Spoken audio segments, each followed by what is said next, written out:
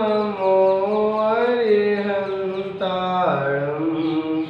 ॐ नमो सिद्धाणं ॐ नमो आयर्यणं ॐ नमो वज्रायणं ॐ नमो नोये सर्वशाहुणं ॐ नमो नोये सर्वशाहुणं यस्य स्वयं स्वभावाप्ति रभावे कृष्णकर्मणः तस्मै संज्ञानरूपाय नमोस्तु परमात्मने नमोस्तु परमात्मने।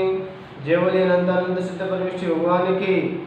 प्रथम तीर्थंकर श्री ऋषभनाथ भगवान की। धर्म तीर्थ शासन नायक अंतिम तीर्थंकर भगवान महेश स्वामी की। परम पूज्य आचार्य रघुवंश गुरु श्री पूज्य पाद स्वामी की। आचार्य रघुवंश गुरु श्री राक्ष सागर गुरुदेव की। मम दीक्षा गुरु आचार्य रघुवंश गुरु श्री ब्रह्म सागर गुरुदेव की। द्वादशांग निर्वाणी माता की।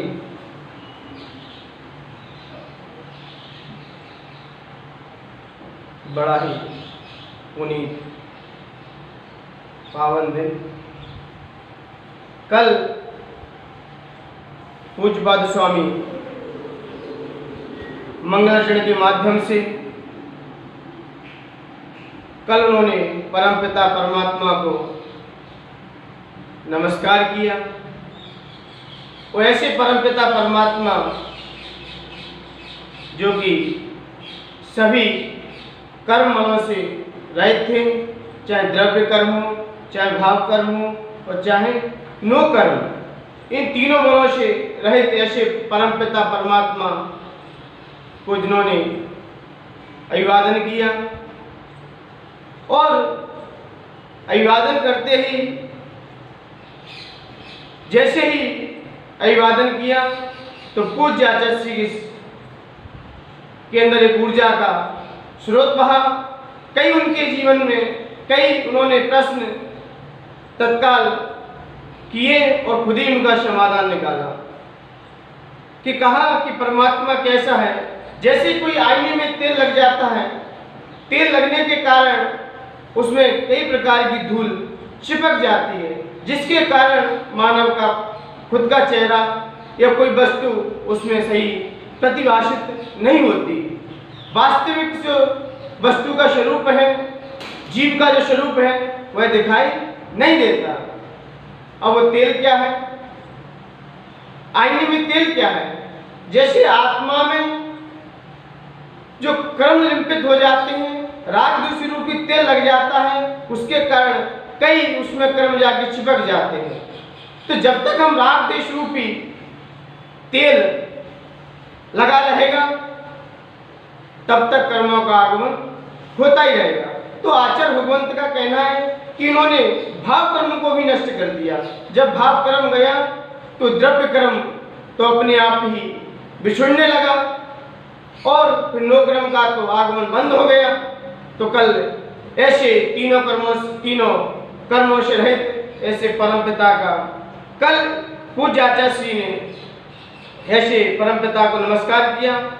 उसी प्रकार और भी आत्मा में जो लगे हुए कर्म के कारण व्यक्ति का अनंत ज्ञान अनंत दर्शन आदि जो ढका रहता है, जो ढके रहने के कारण व्यक्ति अपने शरीर को भी भूल जाता है। और आज आचार्य भगवंत कह रहे हैं वह कर्म मल को कैसे नष्ट किया, कर्म लगे हुए आत्मा में वह कैसे विलीन हो।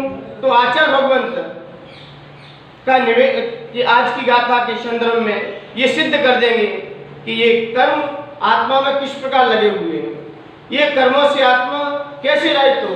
क्योंकि जब आत्मा ही परमात्मा बन चुकी है तो कैसे बनी? क्योंकि आत्मा कौन सी आत्मा परमात्मा बनती है? आज पूज्य आचार्य श्री इस व्याख्यान के माध्यम से अपनी बात को सिद्ध करेंगे। आइए पहले गाथा पढ़ते हैं, उसके बाद आगे के संदर्भ में अपनी भूमिका। योग्योपादान योगेन दृष्टास्वर्णता मता द्रव्यादिषु संपत्ता वात्मनोप्यात्मता मतः। पूज्य आचार्य श्री आज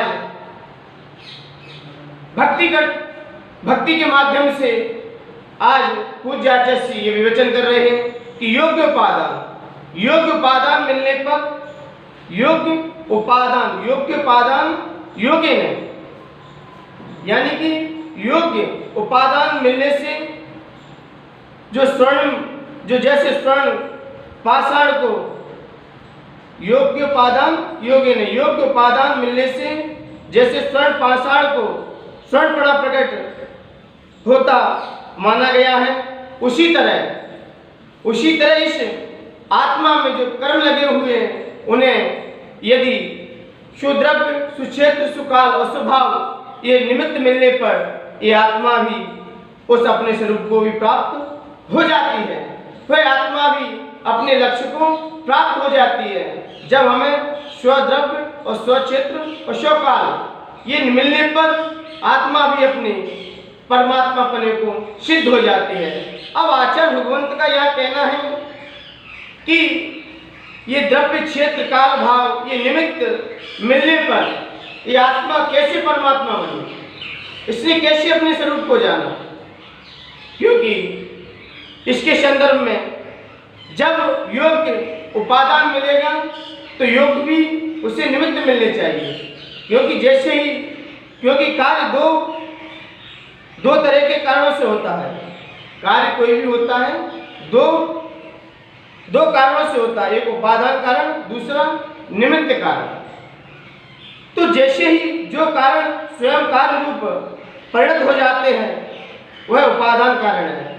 जो कोई कार्य किसी स्वयं ही कार्य परिणत हो जाते हैं, जैसे कि कालमा से युक्त उसमें जो पाषाण है उसमें स्वर्ण लगा है, वह स्वयं में भी अपनी स्वर्णता को प्राप्त हो जाएगा, लेकिन जब उसे योग्य निमित्त मिलेंगे तब वह स्वच्छता को भी प्राप्त हो जाएगा।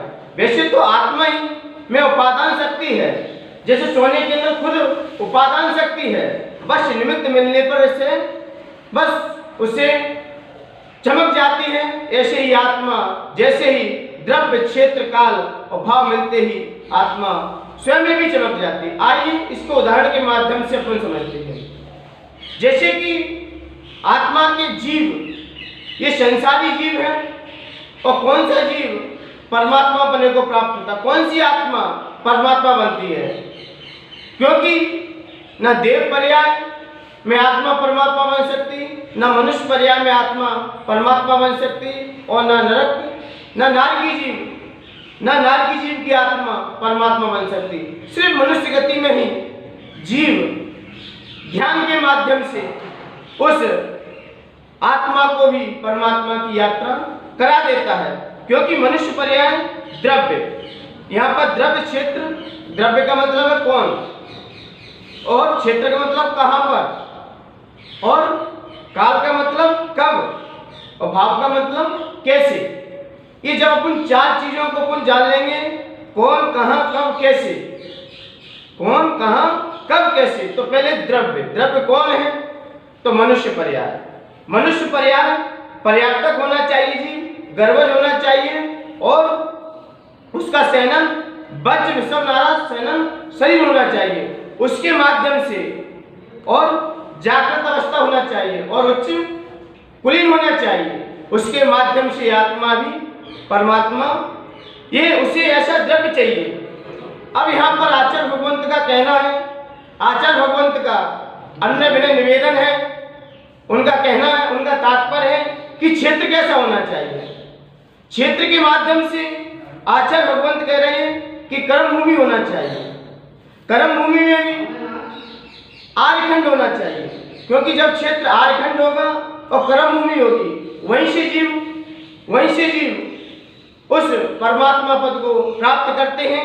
तो काल, अब काल कौन सा चाहिए, तो आचार्य भगवंत कह रहे हैं कि सुषमा दुष्मा काल होना चाहिए। जब तक सुषमा दुष्मा काल नहीं होगा तब तक ये जीव भी निर्वाण की यात्रा नहीं कर सकता, क्योंकि ये चौथा काल ही है जहाँ से जीव निर्वाण की यात्रा करता है। चौथा काल जो समय आता है जिसे दुष्मा सुषमा नाम काल से जाना जाता है। जब आदिनाथ भगवान जब आए, उनका जन्म तीसरे काल में हुआ, लेकिन निर्वाण कब हुआ उन्हें, चौथे काल में। चौथे काल एक ऐसा विषय है, यहाँ से जीव निर्वाण की यात्रा करता है, और जिसका चौथे काल में भी जन्म हुआ हो वह पंचम काल में भी मोक्ष जा सकता है। तो यहाँ पर ये काल कहा। अब आता है कि भाव, जीव के किस भाव से जीव निर्वाण की यात्रा करता है। तो आचार्य भगवंत का कहना है कि छाय भाव होना चाहिए, छाय सम्यक दृष्टि होना चाहिए, और छाय श्रेणी आवरण करता हुआ ज्ञान दर्शन चारित्र, उसके ज्ञान और चारित्र का भाव होना चाहिए। इन चार निमित्तों से ये जीव निर्वाण की यात्रा कर लेता है, क्योंकि उसे ये ऐसे निमित्त नहीं मिलेंगे तब तक वह निर्वाण की यात्रा नहीं कर सकता, क्योंकि उपादान शक्ति तो जीव के अंदर स्वयं में भी है। जीव के अंदर उपादान शक्ति क्या है? स्वक्षेत्र, स्वकाल और स्वद्रव्य, स्वक्षेत्र, स्वकाल और स्वभाव। ये जीव के अंदर स्वयं उपादान शक्ति है, लेकिन इसे जब जागृत करने के लिए इसे बाह्य पर द्रव्य के निमित्त ही इससे सहायक बनते हैं, जो कि इसको शरीर ही है, शरीर के माध्यम से ही ये पर है, क्षेत्र, भूमि आदि ये खंड, काल भी है, ये सब पर है। और भाव जो बन रहे जीव के, ये भी पर दिखाई देते हैं, लेकिन जीव के अंदर स्वयं में भी उपादान शक्ति है। जब व्यक्ति के अंदर स्वयं उपादान शक्ति होती है तभी बाह्य निमित्त से कार्यकारी काम कर पाते हैं। जब तक किसी भी वस्तु के अंदर उपादान शक्ति नहीं है तो निमित्त भी कोई कार्यकारी नहीं है, कितना ही बड़ा जीवन में निमित्त हो। जब तक हमारे अंदर उपादान शक्ति नहीं है तो हम उस अपने लक्ष्य को भी प्राप्त नहीं कर सकते। उपादान शक्ति तीव्र हो और निमित्त हल्का भी हो तो भी कार्यकारी हो जाता है। जैसे कल आचार्य पूज्यपाद स्वामी जब वह अपनी वाटिका में विचरण कर रहे थे, उन्हें जैसे ही वाटिका में आत्मचिंतन करते हुए जैसे विचरण कर रहे थे तो उन्हें क्या दिखाई दिया? एक सांप एक मेढक को मुंह में दबाए तो वह तड़प रहा है, उसके कारण उन्हें क्या हो गया? वैराग्य हो गया। क्या आप लोगों ने नहीं देखे कितने लोग जीव अपने आंखें सामने मरते हुए देखे? तीर्थंकर भगवान जिन्होंने मात्र एक सफेद बाल देखा, वही सामने निमित्त आ गया। आदिनाथ भगवान ने नीलांजन का नित्य देखा, सामने निमित्त मिला और तत्काल उन्हें वैराग्य हो गया। क्या अपने जीवन में ऐसी घटना नहीं घटती है, लेकिन अपन में क्या होता है? अपन को वैराग्य क्यों नहीं हो पाता? क्योंकि कितने के बड़े बड़े निमित्त मिल चुके हैं। महर्षि हुए जिन्हें कई निमित्त मिले तो भी उनके अंदर उपादान शक्ति नहीं जागृत हुई, और उपादान शक्ति मजबूत है और निमित्त कितना ही भारी हो तो भी वो कार्यकारी नहीं हो पाता। क्योंकि जब मुझे इसके संदर्भ में घटना याद आ रही है, जब राम चंदी जब 14 वर्ष के वनवास के बाद जब अयोध्या नगरी में उनका प्रवेश हुआ, और जैसे ही प्रवेश हुआ तो प्रवेश होते ही उन्होंने सभी जनों को उन्होंने राज्यपद दिया। जिन जिन लोगों ने उनके वनवास में सहायता की, जिन जिन जीवों ने उनकी रक्षा की, उन सभी को उन्होंने कुछ ना कुछ दिया ही। जैसे विभीषण को लंका का राज दिया, अंगद को किष्किंध का राज दिया, और जब शत्रुघ्न से रामचंद्र जी ने कहा कि हे अनुज, आपको किसका राज चाहिए, आपको किसका राज चाहिए, तब शत्रुघ्न ने कोई विचार न करते हुए तो रामचंद्र जी बोले, क्या आपको अयोध्या का राज चाहिए, अयोध्या का राज चाहिए या राजगिरी का राज चाहिए या पौधनपुर का? आप जो मांगोगे वही राज हम देने को लिए आपके लिए तैयार है। आप तो सिर्फ आदेश दीजिए, आप तो सिर्फ निवेदन कीजिए। तो जब शत्रुघ्न ने ऐसा सुना तो उन्होंने कहा, मुझे मथुरा का राज चाहिए। तो जैसे ही मथुरा के राज्य के लिए उन्होंने निवेदन किया तो रामचंद्र जी के चेहरे पर थोड़ी शिकनता आई, उनके चेहरा थोड़ा उदास हुआ। तब उन्होंने सलाह करके कहा कि शत्रुघ्न, आपने ऐसा निर्णय क्यों किया? आपको मथुरा का राज इतना, वहां का राजा इतना शक्तिशाली, इतना बलशाली है कि आप वहां के राज्य को भी अच्छे से नहीं संभाल पाओगे, क्योंकि वहां के राजा मधु है, जिनके पास अपार सेना है, अपार शक्तियां हैं और अपार उनके पास शत्रु हैं। आप उनसे कैसे विजय प्राप्त करोगे? तो शत्रुघ्न ने कहा कि प्रभु राम, आपको इतना घबराने की जरूरत नहीं है, मैं तो युद्ध से राज्य छीन लूंगा, युद्ध से राज्य प्राप्त कर लूंगा। तब उन्होंने कहा, आप कैसे युद्ध करोगे? उन्होंने वार्तालाप होते होते जब विषय बढ़ता गया तो रामचंद्र जी ने कहा, ठीक है, आप मेरी एक बात का ध्यान रखना कि भले युद्ध आपका हो, लेकिन राजा मधु से आप जब ही लड़ना जब उनके हाथ में कोई त्रिशूल रत्न नहीं हो, तभी आप उनसे विजय प्राप्त कर सकते हो।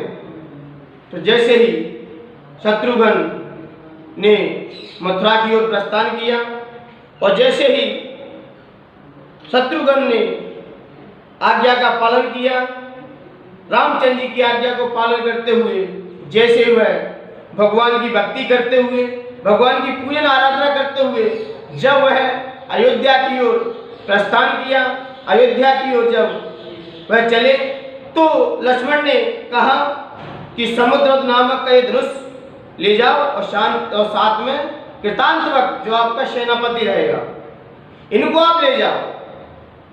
इनको आप ले जाओगे तो आप अपने लक्ष्य को भी प्राप्त कर सकते हो।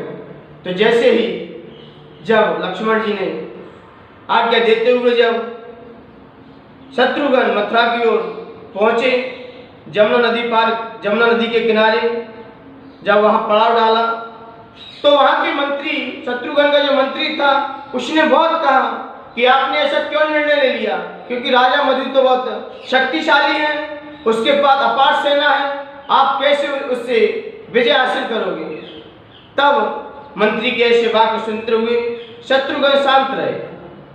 तो शत्रुघ्न जैसे शांत रहे तो उन्होंने कृतांतवक ने कहा, मंत्री जी, अब जो निर्णय ले लिया है और राम लक्ष्मण की आज्ञा भी हो चुकी है, अब आपको कोई ज्यादा बात करने की जरूरत नहीं है।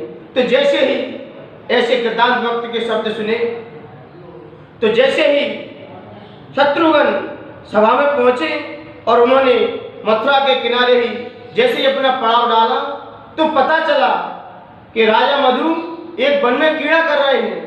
तो जैसे ही वन में कीड़ा कर रहे हैं तो उन्होंने अपनी जाल से, अपनी शक्ति से उस मथुरा नगरी में प्रवेश कर दिया।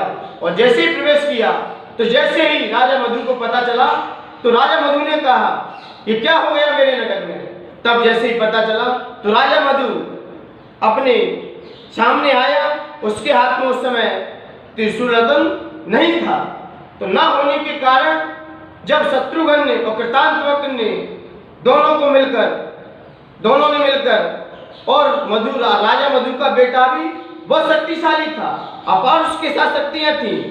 तो जब उसका पुत्र लवण सागर वो सूरवीर था, तो उसको कृतांतवक ने उसे प्रताड़ित कर दिया, उसे परास्त कर दिया, उसे निष्कीर्ण कर दिया।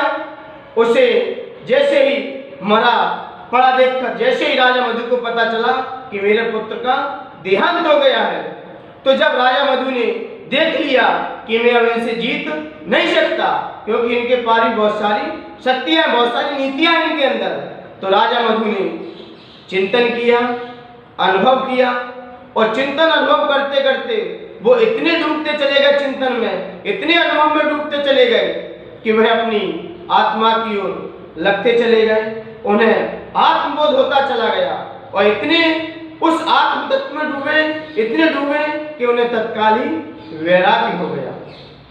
और जैसे ही उन्हें वैराग्य के परिणाम बने तो उन्होंने हाथी पे बैठे बैठे ही केशलोच कर लिए।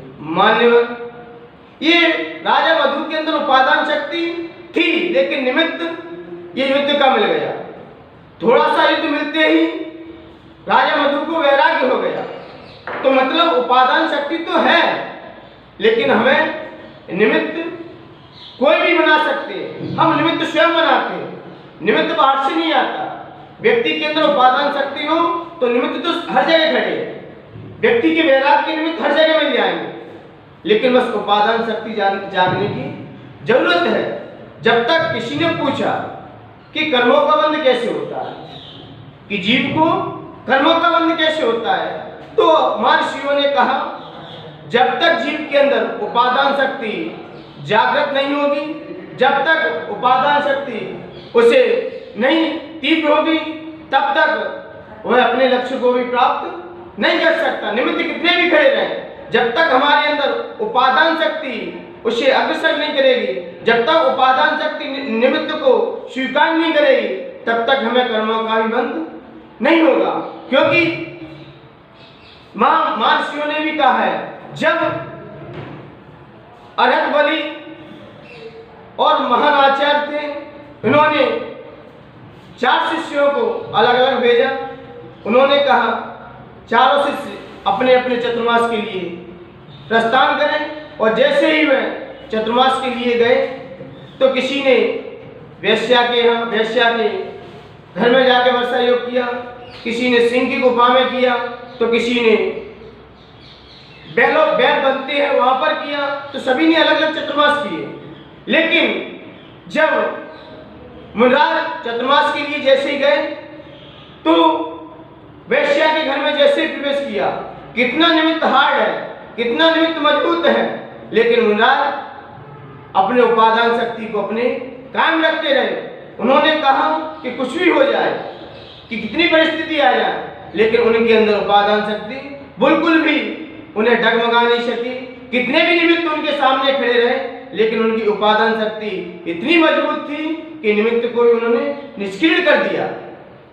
और व्यक्ति के पास निमित्त नहीं होते, लेकिन उपादान शक्ति इतनी जागती रहती है कि उसके कारण वह निमित्त न मिलने के कारण ही व्यक्ति कर्मों का बंध कर लेता है।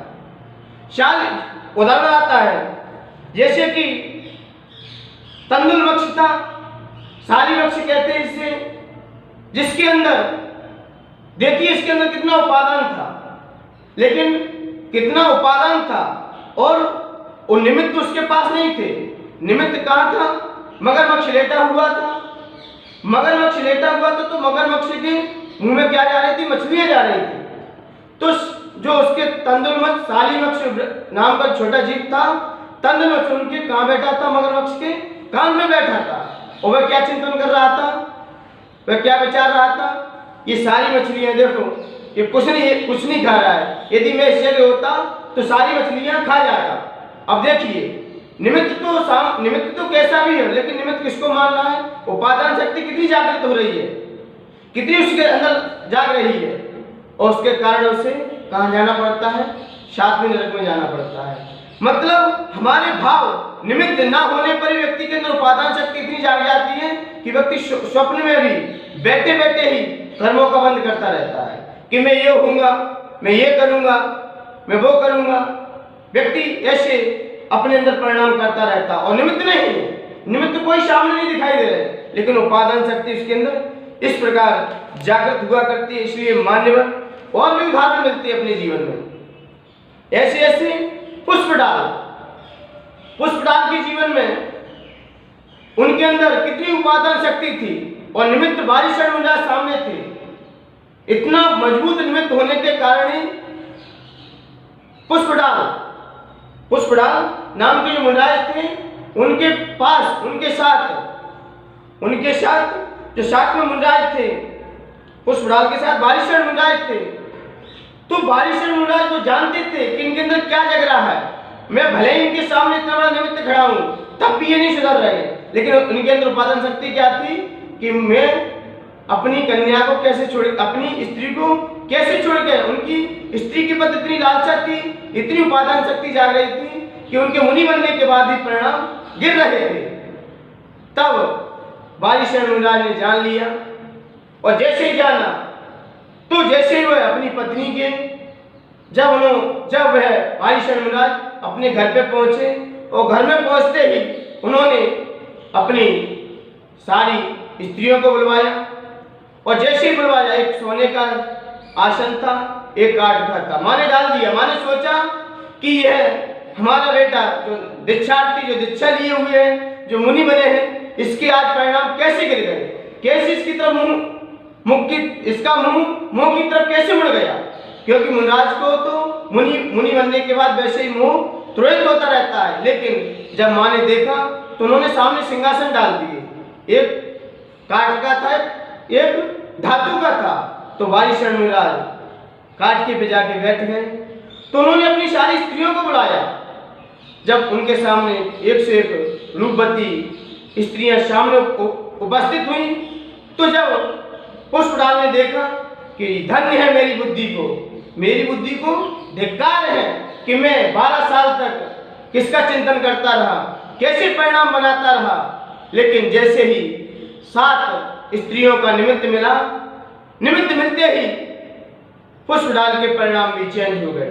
मान्यवर, हमारा कहने का अभिप्राय है, जब मुनिराज के सामने पुष्पलाल के परिणाम नहीं सुधरे, लेकिन उनकी जो ग्रस्त अवस्था की पत्नी थी, उनको देखकर मुनि पुष्पलाल के भी परिणाम चेंज हो गए। मतलब हमारा कहने का अभिप्राय है, जब तक हमारी उपादान शक्ति मजबूत रहेगी, स्ट्रांग रहेगी, तब तक हमें पद से कोई गिरा नहीं सकता। और जैसे ही हमारी उपादान शक्ति डगमगाएगी, उपादान शक्ति हिलमिलाएगी, तो हम अपने परिणामों से भी गिर जाएंगे। इसलिए मान्यवर आचार्य भगवंतों का कहना है कि उपादान शक्ति, आज पूज्यपाद स्वामी आज यही गाथा में यही सिद्ध कर रहे हैं कि जब तक योग्य उपादान मिलने से जैसे स्वर्ण पाषाण को स्वर्णपना प्रकट हो जाता है, वह भी स्वर्णपने को प्राप्त हो जाता है। जो कालिमा से युक्त पाषाण है, किससे? स्वर्ण युक्त पाषाण, लेकिन कालिमा उसमें लगी हुई है, लेकिन इसे द्रव्य क्षेत्र काल भाव निमित्त ये योग्य उपादान ऐसे निमित्त मिलते ही वह कालमा युक्त स्वर्ण भी चमक जाता है। वैसे ही इस आत्मा में जो कर्म लगे हुए हैं, इसे भी द्रव्य क्षेत्र और काल और भाव जब ऐसे निमित्त मिलेंगे, तो यह आत्मा भी परमात्मा के स्वरूप को, परमात्मा पने को प्राप्त हो जाती है। आइए पहले इसके एक एक अर्थ को देखते हैं। योग्य उपादान, योग्य उपादान के योग्य में मिलने से दृष्टा, जैसे स्वर्ण पाषाण को स्वर्णपना प्रकट माना गया है, उसी तरह द्रव्यादिस्वादि स्वद्रव्य क्षेत्र काल आदि सम्मत कर्णरूप सामग्री मिलने पर, जो सम्मत ऐसी सामग्री मिलने पर आत्मना अपि आत्मा को भी आत्मता शुद्ध आत्म स्वरूप की प्राप्ति होना मता माना गया है। मतलब अपने योग्य उपादान कारण मिलने से जैसे पाषाण विशेष स्वर्ण बन जाता है, वैसे ही अच्छे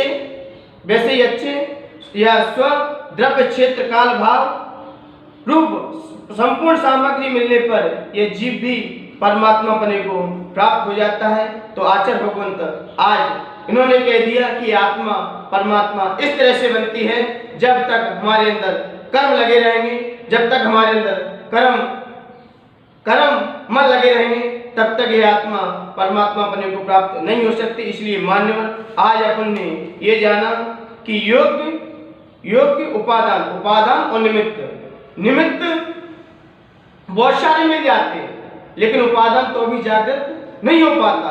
निमित्त बहुत सारे हैं, जैसे कि मालिश को कितना बड़ा निमित्त मिला सामने, तीर्थंकर भगवान सामने थे, सेनर भी मजबूत था उस समय, लेकिन उपादान उनके अंदर तो भी जागृत नहीं हो पाया। उपादान जब तक जागृत नहीं होगा, तब तक निमित्त भी कोई कार्यकारी नहीं है। इसलिए मान्यवर अपने उपादान को मजबूत कीजिए, इतना स्ट्रॉन्ग कीजिए कि हमें कोई भी निमित्त मिले, किसी प्रकार के निमित्त मिले, हम अपने उपादान को जागृत करें और इस आत्मा को परमात्मा की यात्रा कराएं। क्योंकि इसी गाथा का यही सार है कि हम निमित्त तो बहुत सारे मिल जाते हैं, लेकिन हम अपने उपादान को जागृत नहीं कर पाते। और जब तक उपादान जागृत नहीं होगा तब तक आप इस संसार में भटकते रहोगे, इस संसार में भ्रमण करते रहोगे। इसलिए मान्यवर अपने उपादान को मजबूत बनाइए, स्ट्रांग बनाइए, ताकि आप भी छोटे मोटे निमित्तों से विचलित ना हो पाए। मतलब अपने परिणामों को इतने विशुद्ध बनाइए कि हमें छोटे मोटे निमित्त भी मिल जाए तो भी हम अपने पद से डिगे ना, और इतने उपादान को जागृत कीजिए, इतने कि हमें संसार के विषय भोग भी रुचिकर ना हो। इसलिए मान्यवर अपने उपादान पर ध्यान दीजिए। इन्हीं पवित्र भावनाओं के साथ जय बोलिए आचार्य भगवंत गुरुवश्री विनम्र सागर जी गुरुदेव की